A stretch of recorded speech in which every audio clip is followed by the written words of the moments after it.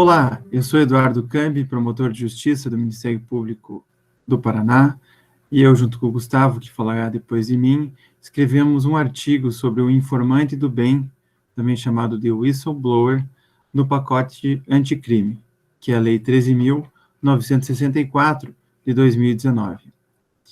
O informante do bem foi introduzido pelo pacote anticrime ao promover alterações na Lei 13.608, de 2018, que é aquela que versa sobre o Disque Denúncia e sobre recompensas por informações que auxiliem em investigações policiais.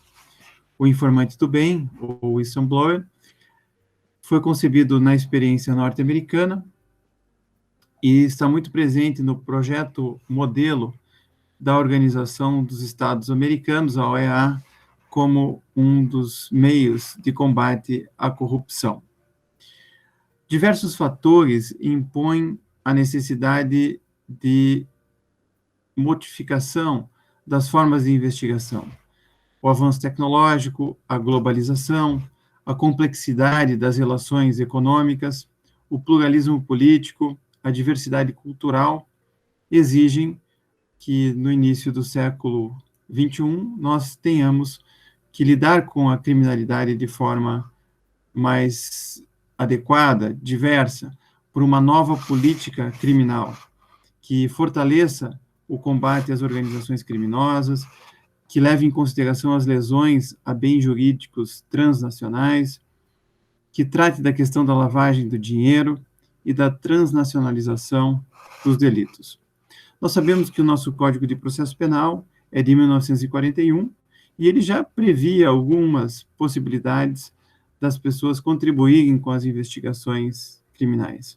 Por exemplo, o artigo 5º, parágrafo 3º do Código de Processo Penal diz que qualquer pessoa do povo que tiver conhecimento de um crime de ação pública poderá comunicar à autoridade policial. Da mesma forma, o artigo 301 do Código de Processo Penal diz que qualquer pessoa do povo poderá, e as autoridades deverão, prender em flagrante quem esteja cometendo um delito. O whistleblower, como uma técnica de política criminal, pretende criar incentivos para que os ilícitos sejam revelados e que as investigações desses crimes complexos sejam otimizadas. E por isso prevê uma série de recompensas para as pessoas que conheçam o delito e queiram falar sobre ele. Trata-se, na verdade, de uma forma de combate à corrupção sistêmica e à criminalidade econômica, que exigem, como eu disse, investigações mais complexas, porque estão inseridas em uma dinâmica de uma gestão empresarial ou administrativa. Quem pode ser o whistleblower, o informante do bem? Qualquer pessoa que integra ou tenha sido parte de uma organização privada ou uma entidade pública que relate voluntariamente informações que possam levar à apuração de ilicitudes ou condutas antiéticas e, consequentemente, à responsabilização dos seus agentes. No cenário internacional, o informante do bem está previsto em pelo menos 3 convenções importantes, como a Convenção contra a Corrupção, da Organização das Nações Unidas, a Convenção Interamericana contra a Corrupção e também a Convenção sobre o Combate da Corrupção de Funcionários Públicos Estrangeiros em Transações Comerciais Internacionais da Organização dos Estados Americanos. A origem do Instituto se deu no século passado, nos Estados Unidos, com destaque para a primeira lei que trata desse assunto, que é a Foreign Corrupt Practice Act, de 1977, depois o Civil Reform Act, de 1978, o Sarbanes-Oxley Act, de 2002, e, mais recentemente, o Dodd-Frank Act, de 2010. Esse instituto também está na Europa, desde o início do século, na Convenção Penal sobre Corrupção, do Conselho da Europa, de 27 de janeiro de 1999, e na Convenção Civil sobre Corrupção, também do Conselho da Europa, de 4 de novembro de 1999. Como eu disse, a Organização dos Estados Americanos tem um projeto de lei modelo para facilitar e incentivar a denúncia de atos de corrupção e proteger denunciantes e testemunhas. É um documento de 56 artigos que serve de modelo para que os estados integrantes da organização da OEA possam legislar sobre esse assunto. O Brasil fez isso através do pacote anticrime, como disse, alterando a Lei 13.608 de 2018. E o pacote anticrime trouxe, então, 3 dispositivos, o 4A, 4B e 4C, na Lei 13.608. O 4A é que acaba por definir, no seu caput, quem pode ser o informante do bem, dizendo que a União, os estados, o Distrito Federal e os municípios, bem como as suas autarquias e fundações, empresas públicas e sociedade de economia mista, poderão manter unidade de ouvidoria ou correição para assegurar a qualquer pessoa o direito de relatar informações sobre crimes contra a administração pública, ilícitos administrativos ou quaisquer ações ou omissões lesivas ao interesse público. O artigo 4A, no seu parágrafo único, ele versa sobre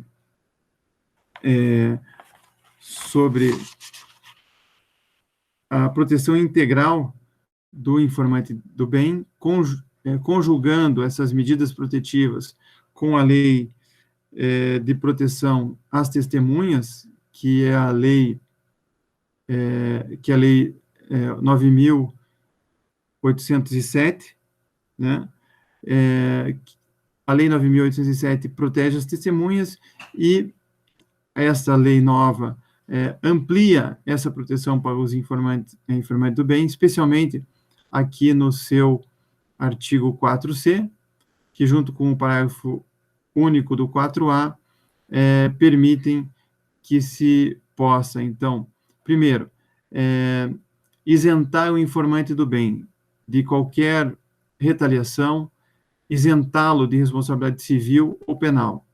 E, além disso, como diz o 4C, assegurar ao informante do bem proteção contra ações ou omissões praticadas em retaliação ao exercício do direito de relatar, tais como demissão arbitrária, ele não pode ser injustamente perder as suas funções ou atribuições, não pode ser imposto pelo exercício do direito de relatar sanções, prejuízos remuneratórios, materiais de qualquer espécie, e nem perder benefícios ou ser negado a ele o fornecimento de certidão positiva.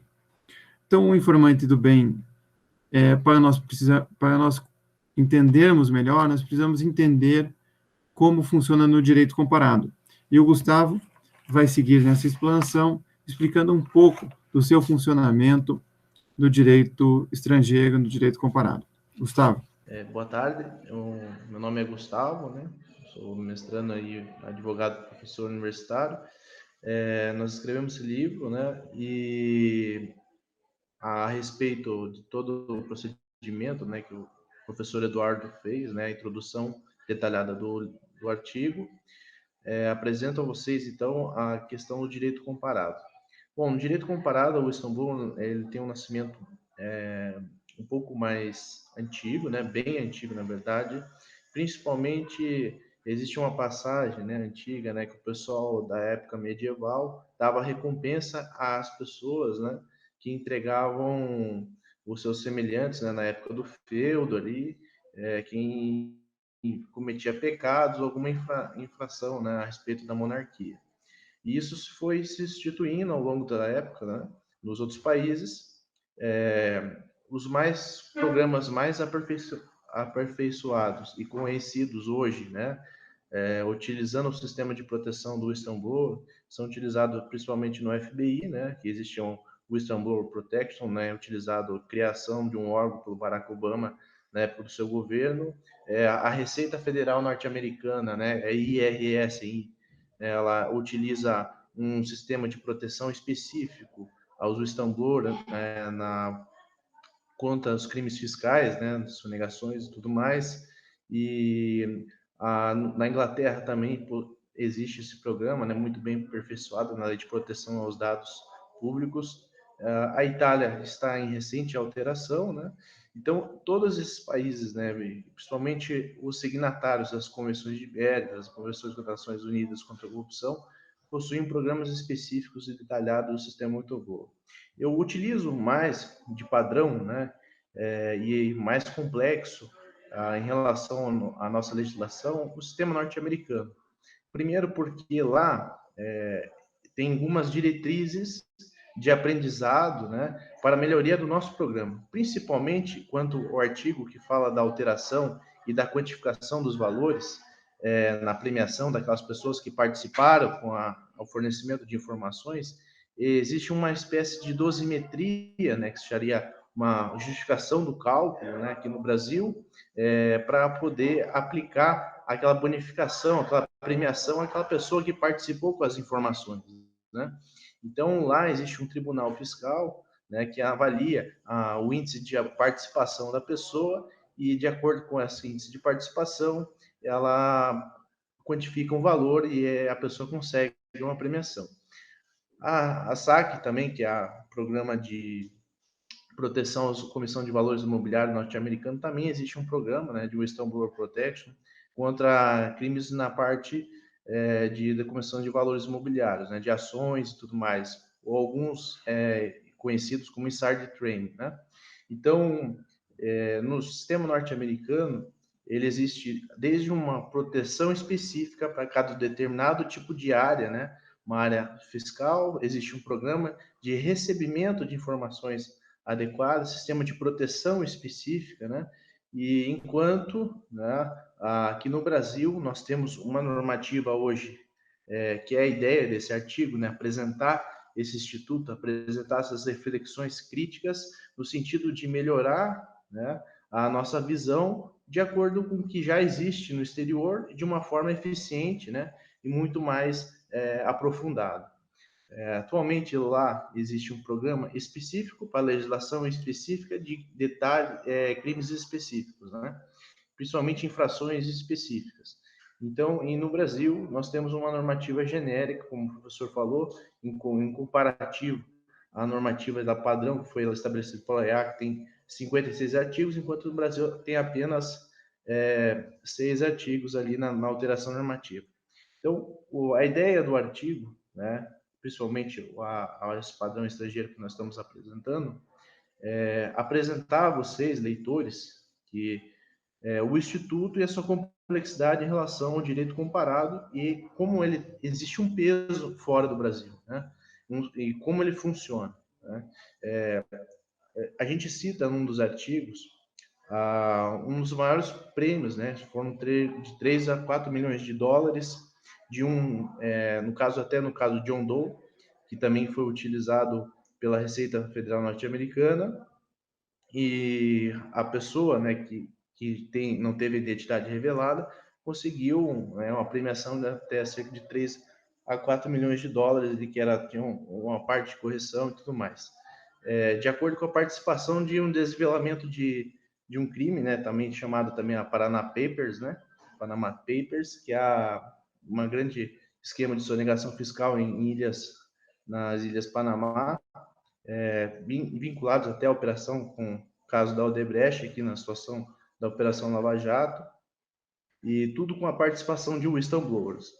Então, o sistema estrangeiro, como a gente apontou no artigo, escrevemos um livro também a respeito disso, detalhamos como esse procedimento é abordado, né, de uma forma mais detalhada, mais complexa, e como existe um índice de recuperação adequado e é possível ser instituído no Brasil.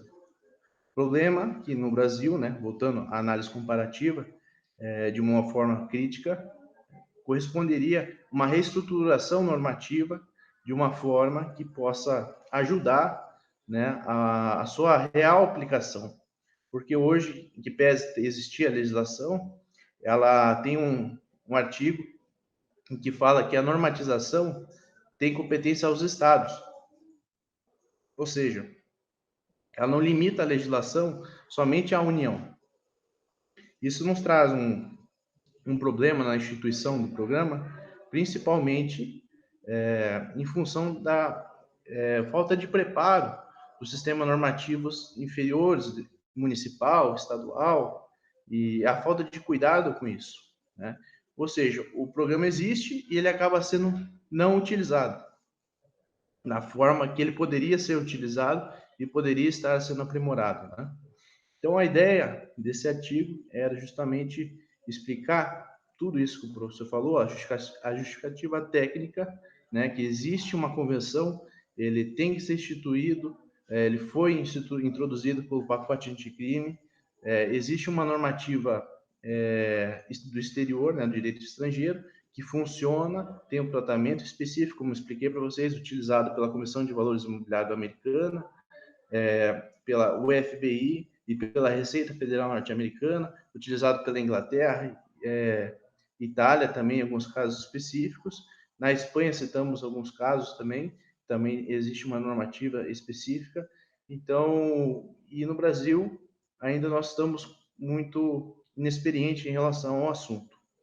Então, a nossa contribuição do artigo e do livro é justamente apresentar ao leitor esse leque de conhecimento que possa aprofundar e trazer análise com a devida complexidade que há.